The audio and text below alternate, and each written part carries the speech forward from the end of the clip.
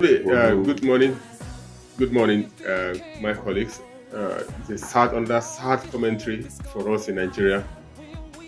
You put it rightly while we are discussing modalities and strategies how the military can succeed in this fight against insurgency. We hear the sad development from Borno State.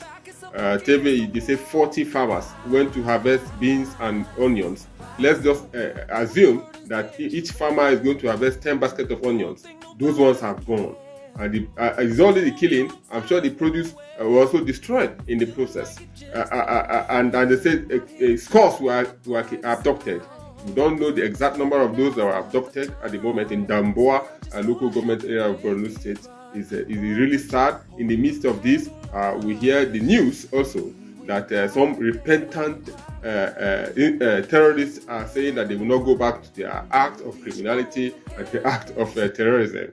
I don't know where to place all this. It's really tough in my head. I don't know where to start the discussion from. But the bottom line is that development is suffering with insecurity. I don't see how a country. I was listening to one of the top officials of UK this morning talking about there was a grooming gang that happened, and one line he said we cannot succeed in developing our nation if insecurity exists or persists. So we have to sit it down and see how can we support the government. It's intelligence gathering.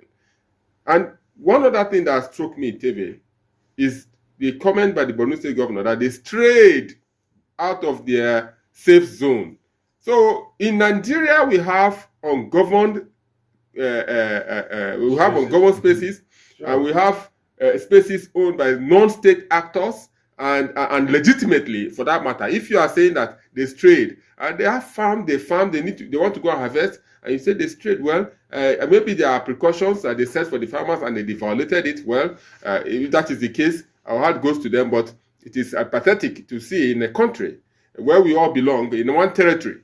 When Nigeria was demarcated, this is our territory, and we are staying inside this country, there are areas we cannot go. It's really sad and it's painful. indeed, we've heard from the. Yeah, this issue of civilian JTF that some states and what they call a volunteer force that some states are establishing. How far so far with their collaboration with the army, with the military?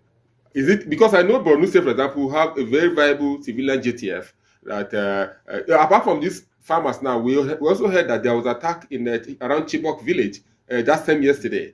I don't know the number of casualties recorded there at the moment, but I'm saying that during the Chibok thing, we had this issue of civilian JTF that came on board and were trying to support the military in fighting the insurgency. Are they still in existence? Do they have the support of the backing, not support only? Now, do they have the backing of the authorities? Indeed, I think they do, but if these are no-go areas and they say people strain to them, it means even